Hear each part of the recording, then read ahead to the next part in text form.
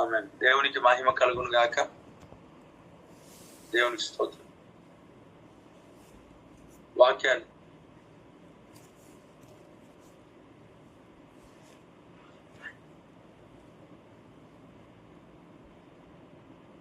Praise the Lord.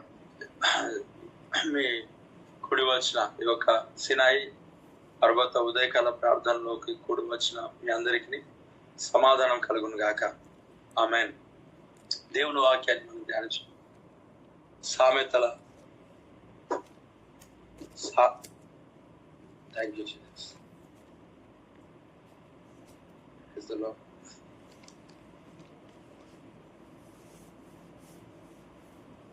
సామెతలు 28వ అధ్యాయం 20వ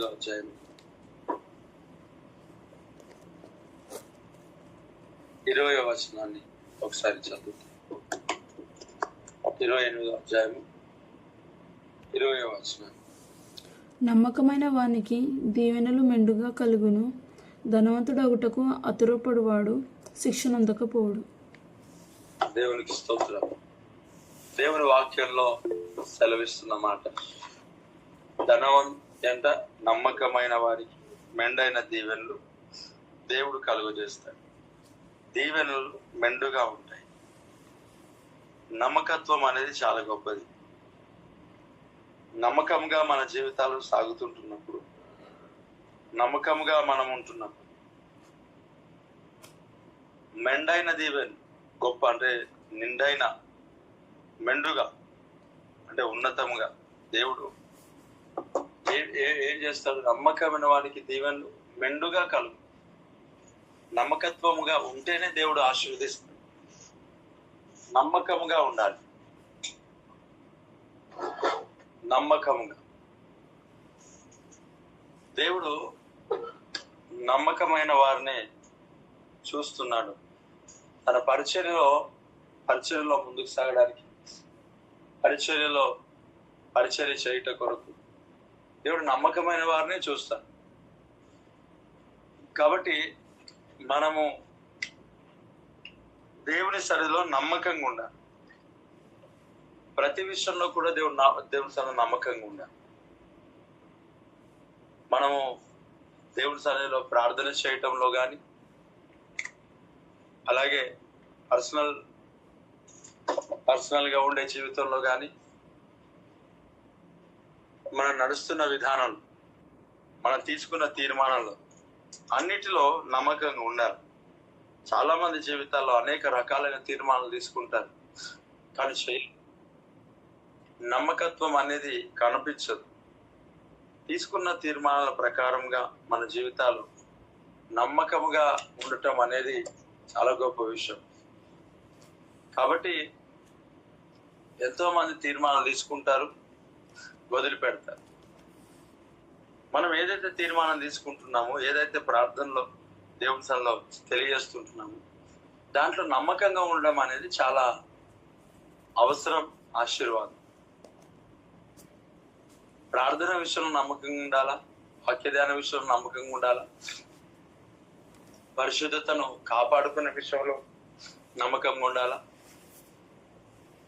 దైవ సేవకుని దగ్గర నమ్మకంగా ఉండాలా, సంఘంలో నమ్మకంగా ఉండాలా, కుటుంబంలో నమ్మకంగా ఉండాలా, మన పైన అధికారుల దగ్గర నమ్మకంగా ఉండాలా, పనిచేస్తున్న స్థలంలో నమ్మకంగా ఉండాలి. నమ్మకంగా ఉంటేనే కదా వారు మనకు పనులను అప్పగిస్తారు. వారికి నమ్మకత్వాన్ని కలుగు చేయాల. అరే, ఈ వ్యక్తి చేయగలడు, ఈ వ్యక్తి అన్ని పనుల్లో నైపుణ్యత కలిగి చేస్తున్నాడని, ఈ వ్యక్తి నమ్మకస్తుడని నమ్మాలి. చాలా మంది అపనమ్మకస్తులుగా ఉంటారు. ఆ అపనమ్మకస్తుల ద్వారానే దేవుని నామం అవమానపరచబడతారు. మనుషుల దగ్గర నమ్మకంగా ఉండాలి. నాకు అనేక సందర్భాలు, నేను విశ్వాస జీవితంలో ప్రారంభంలో నేను ఉంటున్నప్పుడు కూడా అనేక సార్లు ఈ యొక్క షాప్స్ ఉంటాయి కదా, కిరాణా షాప్స్, డైలీ ఇది, అక్కడ వెళ్ళినప్పుడు అనేక సందర్భాల్లో డబ్బులు రిటర్న్ తీసుకున్నప్పుడు ఎక్కువ రావటం నేను గమనించాను. లెక్కించినప్పుడు అది కూడా బయటకు వచ్చినప్పుడు, ఇంటి దగ్గర వచ్చినప్పుడు. అలాగే కొన్ని సందర్భాలు, కొన్ని ప్రాంతాల్లో నాకు వస్తువులను కూడా ఎక్కువ ఇవ్వడం నేను గమనించాను. ఇవన్నిటిలో ఆ షాప్ వారు తెలియకపోవచ్చు, కానీ పక్క వారికి ఎవరికి తెలియకపోవచ్చు, కానీ దేవునికి అయితే తెలుసు కదా. దేవుని సన్నిధిలో మనం నమ్మకంగా ఉంటున్నప్పుడు ఏం చేస్తాం? వాటిని తిరిగి ఇస్తాం. నేను వారి దగ్గరికి వెళ్ళి తిరిగి ఇచ్చాను. చాలా సందర్భాలు అలా జరిగింది. కొన్ని సందర్భాల్లో కొంతమందికి మందిరంలో ఏమైనా దొరికితే ఎవరు మొబైల్ ఫోన్స్ పడిపోతాయి తీసుకొని జేబులో పెట్టుకునే వారు కూడా చాలా మంది ఉంటారు. మనం నమ్మకంగా ఉండాలి. దేవుని సన్నిధిలో నమ్మకంగా ఉండాలి. ప్రతి విషయంలో, ప్రతి కోణంలో, ఒక్క కోణం అని కాదు, ప్రతి కోణంలో మనం నమ్మకత్వాన్ని కలిగి ఉండాలి. నమ్మకత్వం కలిగి ఉంటేనే మెండైన దీవెనలు ప్రభు కుమరిస్తానని అంటున్నాను. దేవుని వాక్యంలో మెండైన దీవెనలు ఉంటాయి. నమ్మకత్వం అనేది చాలా గొప్పది. ప్రతి విషయంలో నమ్మకంగా మనము పరిచర్యలు నమ్మకంగా వెళ్ళాలి. అనేక సందర్భాల్లో పరిచర్యలో చాలా మంది జీవితాలు ఎలా ఉంటాయంటే, పరిచర్య చేస్తున్నాం అన్నట్టుగానే ముందుకు సాగుతూ అన్నిట్లో డుమ్మాలు కొట్టి వెళ్ళిపోతూ ఉంటాం. అప్పుడు అనిపిస్తా దైవ సేవకునిగా నాకు, ఇప్పుడే ఇది డుమ్మాలు కొట్టినప్పుడు వీళ్ళు ఏం పరిచర్య చేస్తారు? పరిచర్య అన్నప్పుడు దాదాపుగా అసలు ఆదివారం రోజు లేక ఆరాధన ఉన్న టైంలో, పరిచర్య టైంలో ఎక్కడ కదలదు. ఎలాంటి పరిస్థితులు వచ్చి, ప్రతి పరిస్థితుల్లో అనుకూలంగా లేనప్పుడల్లా మీరు సంఘానికి ఆపేస్తూ ఉంటారు, పరిచర్యను ఆపేస్తూ ఉంటారు. అంటే మరీ అనారోగ్య పరిస్థితి వచ్చి, మరీ డెత్ అలాంటి పరిస్థితి వస్తే ఓకే అనుకోవచ్చు. కానీ కొంతమంది ఏమంటే, ఊర్లో ఎవరు ఎలాంటి పరిస్థితిలో ఉన్నా నాదే అనుకున్నట్టుగా ఆదివారం కూడా వెళ్ళిపోతారు. మరలా ఆదివారం పరిచయం చేయడానికి ఇష్టపడతా ఉంటారు. నమ్మకత్వం అనేది దేవుని సన్నిధిలో, తీర్మానం అనేది దేవుని సన్నిధిలో ఉండాలి. కొంతమంది ఇలా తీర్మానం తీసుకున్నారు, ఫ్రైడే, సాటర్డే, సండే దేవుని మందిరంలో గడపాలని. మెల్లిమెల్లిగా తీర్మానం తీసుకున్న కొన్ని రోజులు చేస్తారు, తర్వాత ఫ్రైడే ఎగరగొట్టేస్తారు, ఆ తర్వాత సాటర్డే ఎగరగొట్టేస్తారు, మెల్లిగా సండే మార్నింగ్ ఈవినింగ్ వస్తూ ఉంటారు. ఆ మార్నింగ్ మరలా ఈవినింగ్ ఎగరగొట్టేస్తారు. ఆ ఉదయకాలం ఒకటే వస్తారు. మరలా ఆ ఉదయకాలం కొంతకాలం వచ్చి ఆ ఉదయకాలం కూడా ఆపేస్తారు. మరలా ఏదో ఒక సమస్య వస్తుంది, మరలా రావటం. మరలా ఒకసారి ఆలోచన చేయి, మనం నమ్మకంగా లేనన్న రోజులు దేవుడి దీవెనలు మెండుగా రావు. ఏమవుతుంది? ఇప్పుడు ఒక బిల్డింగ్ ని మనం కడుతున్నాం, స్లాబ్ వరకు వచ్చింది. స్లాబ్ వరకు రాగానే పూర్తిగా కూలగొట్టబడి, అంటే ఇప్పుడు ఏం చేయాలి? మరలా మొదటి నుంచి కట్టుకొని రావడం. సంఘానికి వచ్చే అనేక మంది జీవితాల్లో ఇదే జరుగుతాం. వారు తీసుకునే తీర్మానాలను బట్టి, దేవుని సన్నిధికి రావటం బట్టి నమ్మకంగా వస్తున్నప్పుడు మెల్లిమెల్లిగా దీవిస్తూ, మెల్లిమెల్లిగా ఒక్కొక్క గోడ దేవుడు కట్టుకుంటూ, బలాన్ని చేకూరుస్తూ, ఆశీర్వాదాన్ని దేవుడు కలిగజేస్తూ నడిపిస్తూ ఉంటుండగా స్లాబ్ దగ్గరికి రాగానే ఫ్రైడే ఆపేసినట్టు, సాటర్డే ఆపేసినట్టు, సండే కూడా ఆపేస్తారు. ఇంకా ఏమవుతుంది? పూర్తిగా గోడలన్నీ కూలిపోతే మరలా స్టార్టింగ్ నుంచి, అంటే వాళ్ళు మరలా గ్యాప్ తీసుకొని వచ్చిన మరలా స్టార్టింగ్ నుంచి బిల్డ్ చేయాలి. సో జీవనలు తగ్గిపోతుంది. నమ్మకత్వాన్ని మనము ఖచ్చితంగా కలిగి ఉండడం గొప్ప విషయం. భార్య దగ్గర నమ్మకంగా ఉండాలి, భర్త దగ్గర నమ్మకంగా ఉండాలి. మధ్యకాలంలో నమ్మకత్వం అనేది లేదు. ఎవరు పడితే వాళ్ళు ఫోన్లో మాట్లాడుతున్నారు, ఎవరు పడితే వారితో చాటింగ్ చేస్తున్నారు. తల్లిదండ్రుల దగ్గర నమ్మకంగా ఉండాలి.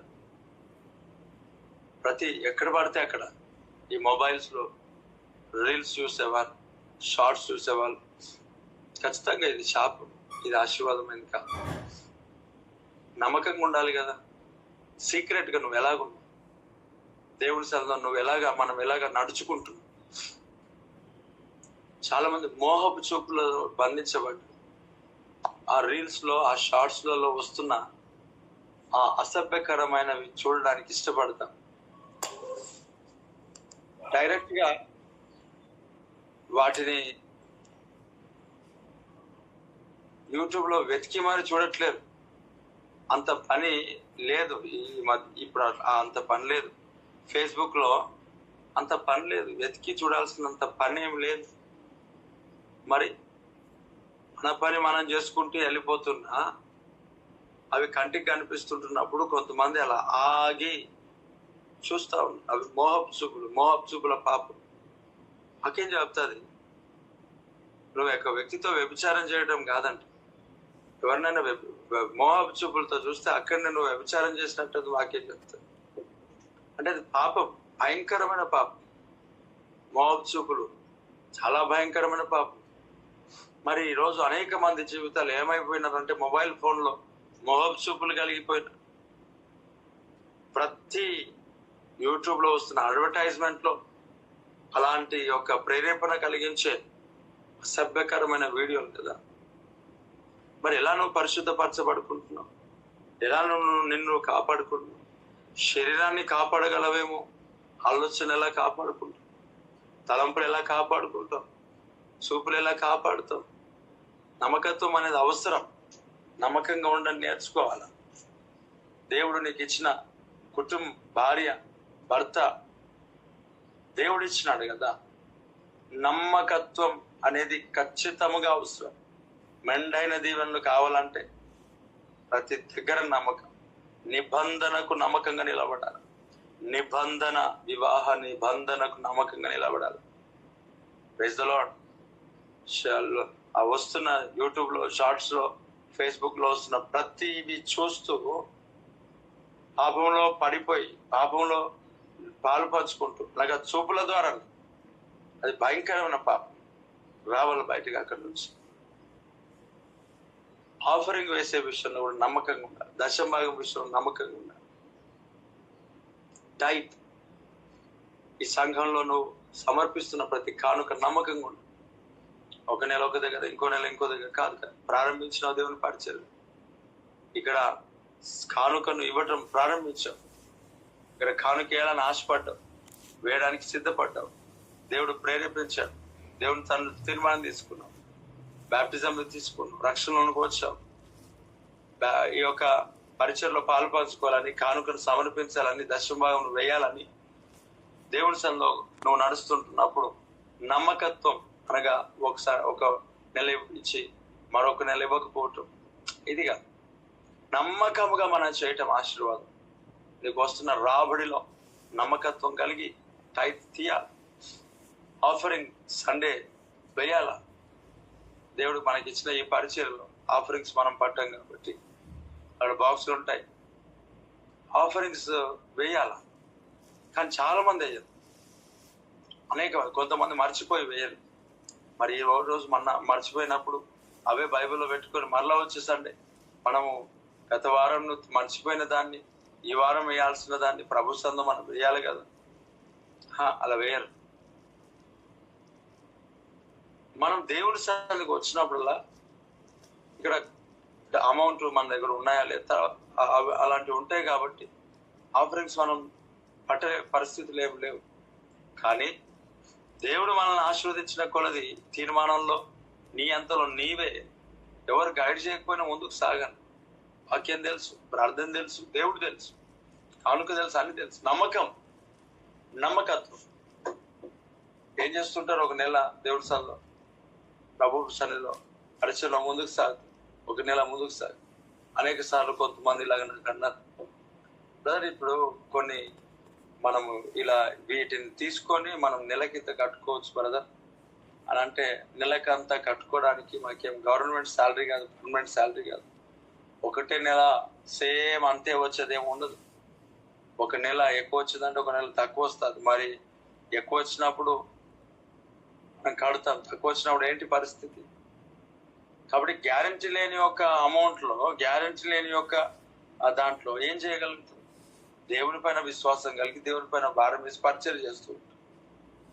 శాలరీ అనేది ఎక్కడి నుంచి వస్తుంది? కాబట్టి నేను అన్నాను, బ్రదర్ మీరు పొరపడుతున్నారు, మీరు చాలా మభ్యపడుతున్నారు. ఎంతగా ప్రభుత్వంలో మాకు వస్తుంది అనుకుంటున్నారు? చాలా మంది సలహాలు ఇచ్చేవారు ఉచితంగా చాలా ఇస్తారు. అసలు కానుక ఎంత వస్తుందో తెలియదు. వారు అనుకుంటారు ఈ కారు, ఈ మీటింగ్స్ ఇలా కండక్ట్ చేస్తున్నప్పుడు బాగానే వస్తున్నాయి. మీటింగ్ కొరకు దేవుడు ఇచ్చాడు, మీటింగ్స్ పెట్టడానికి దేవుడు అనుగ్రహించాడు, కొన్ని పనులు చేయడానికి దేవుడు ఇచ్చాడు, అది మనుషుల ద్వారా దేవుడు కలుగజేశాడు. కానీ అందరు మనుషులు నమ్మకంగా ఒకటిలాగా ఉంటారనంటే ఉండలేదు. ఇంకోటి ఏమన్నంటే, వీరందరూ మీటింగ్ కొరకు ఇస్తారా? ప్రతిరోజు వాళ్ళు ఆఫరింగ్ ఇస్తే మరి వాళ్ళు ఏం కావాలా? వారి శాలరీ ఎంత, వారి పరిస్థితి ఎంత, మన సంఘ పరిస్థితి ఎంత, మన సంఘం ఎంత విస్తరించబడింది? పరిచర్యలో అనేక మంది అనుకుంటారు, అరే బాగానే వచ్చేస్తున్నాయి అని చెప్పేసి సలహాలు ఇచ్చేయడం. నమ్మకత్వం అనేది ఉండరు కదా. ఇంకొంతమంది ఉంటారు, ఎప్పుడు ఆగిపోతారో తెలియదు. ఇప్పుడు మనుషులను మనం నమ్ముకొని ఏదైనా పని చేసాం అనుకోండి, సడన్ గా ఆఫరింగ్ ఇచ్చి వాళ్ళు ఆగిపోతే ఏమవుతుందంటే, వారిని సంఘంలో దేవుని రాకడకు సిద్ధపరిచేదానికంటే నేను ఈ డబ్బు పైన, ఆ వస్తువుల పైన నేను తీసుకోవడానికి ప్రయత్నం చేసి, ప్రయాసపడి ఏదో ఒకటి చేసి, అప్పు చేసి అనగా నా పరిధిలో నేను అమౌంట్ తీసుకొని వచ్చి నేను చేస్తాను. కొన్ని నా పరిధిని మించి చేయలేను. ఒకవేళ పరిధిని మించి చేస్తే ఏమవుతుందని అంటే, నేను నా బోధన మార్చుకోవాల్సి వస్తుంది. ఇంకా నేను స్టేజ్ పైన గట్టిగా వాక్యం చెప్పి కిందికి వచ్చాక, ఇట్లా మీకు కాదు కొంచెం మీకు ఇలాగా కిందికి వచ్చాక గట్టిగా వాక్యం చెప్తే వినరు, వాళ్ళ గురించి చెప్పాను వాక్యం అనాల్సి వస్తుంది మరలా. ఎందుకంటే కాపాడుకోవాలి కదా. ఈ డబ్బు అనేది చాలా ప్రమాదకరమే. నేను అందుకొరకు ఎవరితో కాంటాక్ట్స్, సంబంధం ఎక్కువ నేను పెట్టుకోను కూడా. ఎందుకనంటే వాక్యంలో స్టాండర్డ్ తగ్గుతుంది. నేను అమౌంట్ పైన దృష్టి వెళ్ళింది అని అంటే, వారు ఇస్తున్న కానుక పైన నా ఆశలు వెళ్ళినాయనంటే, లేక నేను ఏదో ఎలాగైనా డబ్బులు వస్తున్నాయి కదా, వీళ్ళు ఇస్తున్నారు కదా అని చెప్పేసి ఏదో ఒక పని వాళ్ళపైన ఆధారపడి చేశానంటే, ఇంకా నా పని ఏముంటుంది అంటే వాళ్ళని కాపాడుకోవడమే సరిపోతుంది నాకు. ఇంకా వాళ్ళని అనేక రకాలుగా పొగిడి, సంఘంలో స్థానం ఇచ్చి, అనేక రకాలుగా ఎన్ని రకాలుగా వీరు తప్పులు చేసినా గద్దించక, చెప్పక, ఒకరు చెప్తే ఆగిపోతే పరిస్థితి ఏమవుతుంది? కట్టాల్సినవి కట్టబడవు. కాబట్టి ఇంకా నా బోధన మార్చుకోవాల్సి వస్తుంది. సో ఇలాంటిది నాకు ఇష్టం. కొంతమంది ఇలాగ మాట్లాడు, ఆయన గర్వం ఎక్కువ, అందుకే స్థలం రావట్లేదు. కొంతమంది ఇలాగ అన్నారు, ఆయనకు చాదస్వం ఎక్కువ, అందుకే తగ్గించుకుంటే అయిపోతుంది. ఒకసారి ఆలోచించండి, తగ్గించుకుంటే దేనికి తగ్గించుకోవాలి? పిలుపుకు, సమర్పణకు, దేవుడు నడిపిస్తున్న విధానంలో నడుస్తుంటే మన జీవితంలో అది గర్వం ఎందుకు అవుతుంది? అది హెచ్చింపు ఎందుకు అవుతుంది? పిల్లరా, మనం ఇచ్చే ఆఫరింగ్లో నమ్మకత్వాన్ని కలిగి ఉండాలి, కానుకలలో నమ్మకత్వం కలిగి ఉండాలి, దశంభాగంలో నమ్మకత్వం కలిగి ఉండాలి, ప్రార్థన చేసే దాంట్లో నమ్మకత్వం కలిగి ఉండాలి, కుటుంబాల్లో నమ్మకత్వం కలిగి ఉండాలి. ప్రతి దగ్గర నమ్మకముగా ఉన్నప్పుడు దేవుని వాక్యం సెలవిస్తా ఉంటున్నది, నమ్మకమైన వారికి మెండైన దీవెనలు కలుగుతాయి, దీవెనలు మెండుగా ఉంటాయి. నువ్వు నమ్మకత్వాన్ని కలిగి ఉంటే, నువ్వు సీక్రెట్ గా ఉన్నప్పుడు, ఒంటరిగా ఉన్నప్పుడు కూడా నమ్మకంగానే ఉన్నట్లయితే దీవెనలు మెండుగా నేను కలుగుతాయి. Praise the Lord. ఒక సేవకునిగా నేను మీ మొబైల్స్ చూస్తున్నప్పుడు దాచిపెట్టుకున్నట్లుగా, లేక మీరు చూసేటివి అన్ని తొలగించి దేవునికి సంబంధించిన దాన్ని చూస్తున్నట్లుగా, నేను లేని టైంలో కూడా దేవుడు చూస్తున్నాన్న భయంతో మీ మొబైల్ ఫోన్ పరిశుద్ధతలోనికి నడిపించబడదు గాక. చాలా ప్రమాదకరమైన మొబైల్ ఫోన్. ఎంత డెప్త్ గా తీసుకెళ్తాడంటే, కొంతమంది అనుకుంటారు ఈ షార్ట్ ఒక్కటి చూసేసి బైబిల్ చదువుకుంటారు, ఈ షార్ట్ ఒక్కటి చూసేసి వాక్యం చదువుకుంటారు, ప్రార్థన చేసుకుంటారు, ఇదొకటి అబ్బో ఉదయం నుండి సాయంకాలం వరకు అక్కడే ఉంటారు. ఆ ఒక్కటి కూడా చూడకూడదు, అసభ్యకరమైంది. దీంట్లో తప్పేముందని ప్రారంభం అవుతుంది, దాంట్లో నుంచి బయటికి రాడు, స్విమ్మింగ్ చేస్తూనే ఉంటారు. ఒడ్డు తెలవక కొట్టుకుంటుంటారు. ఈత కొట్టకపోతే మునిగిపోతారు కనుక అందులో ఈత కొట్టాల్సి వస్తుంది. ఇంకా స్విమ్మింగ్ చేయాల్సి వస్తుంది. రిటర్న్ రావడానికి ఒడ్డుదే లేదు, ఎలాగో పడిపోయినారు. ఇప్పుడు అందులో పడిపోయిన తర్వాత స్విమ్మింగ్ చేయలేదు అనుకో, దాంట్లో ఆడలేకపోయారు అనుకో, మునిగిపోతుంది కదా. అందరూ బట్టి ఏదో ఒకటి ఇంకా కొట్టడమే. ప్రియా దేవుని బిడ్డలారా, ఈ జీవితంలో మెండైన దీవెనలు రావాలంటే నమ్మకమైన వ్యక్తిగానే ఉండు. నమ్మకంగా ఉండు. సంఘంలో, పరిచయంలో, సేవకుల దగ్గర ఏదైతే తీర్మానం తీసుకున్న దాన్ని నమ్మకంగా సార్. చాలా మంది అపనమ్మకస్తులు, నమ్మడానికి లేదు. ఎప్పుడు ఎక్కడికి వెళ్ళిపోతారో తెలియదు, ఎప్పుడు సంఘానికి వస్తారో తెలియదు, ఎప్పుడు ఎక్కడ పోయి సెటిల్ అయిపోతారో తెలియదు.